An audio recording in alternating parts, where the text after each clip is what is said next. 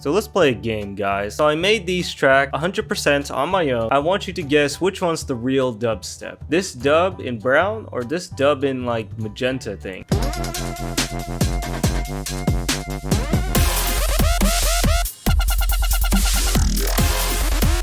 If you guess it was the magenta one, you're 100% wrong. No. Before you start unsubscribing to my channel, let me explain. Like, if you look at the word dubstep, it has two syllables, dub and step. Dub meaning dub music and step meaning two-step garage. And to really understand how these two genres would later become the dubstep that we know today, so we gotta go way back in the 60s. Dub music all started when it was like during a time where producers had like the mixing board. Usually the faders allow you to control the levels of the track. You can twist in your reverb delays. So a lot of these artists and producers would take their favorite tracks and literally remix these tracks, emphasizing the rhythms in these songs, removing the vocals, adding effects. This method was called dubbing. And this type of practice started all in Jamaica with notable artists such as King Tubby and Lee Perry. Now jump to like the 80s, two-step garage, or some people like to call it UK garage because it literally started in the UK. Contrary to house music, which usually had the 4/4 kick pattern, garage music takes their kick pattern and gives it more of a shuffle, so giving it more like a swing vibe. So as artists and producers started blurring the lines of two-step and dub music, hip-hop got involved. In the UK,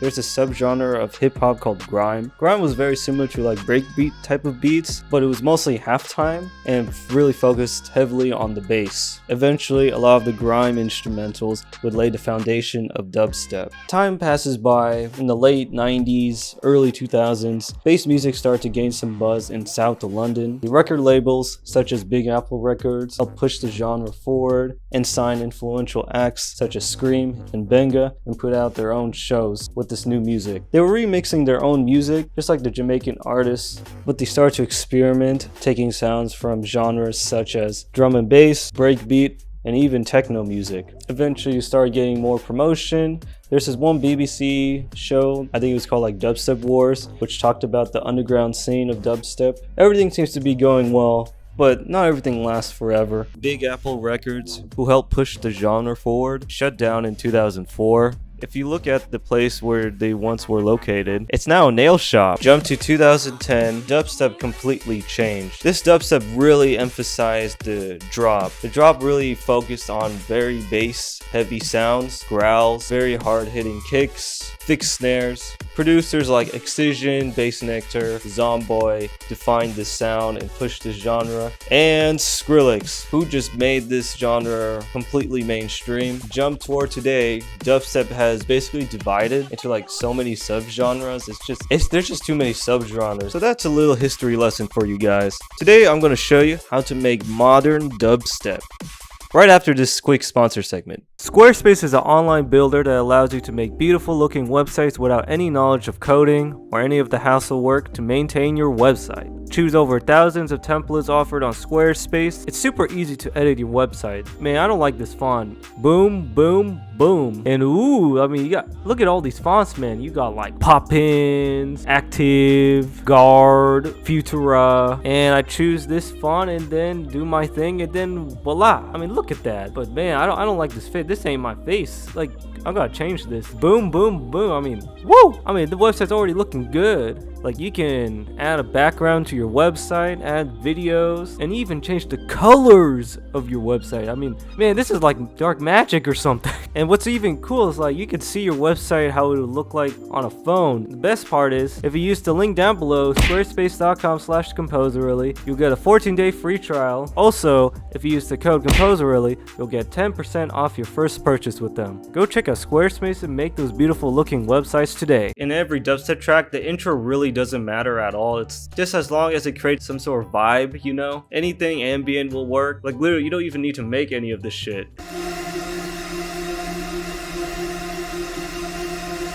You know, a bunch of these impacts, you know, straightforward. And I don't even know where I put this.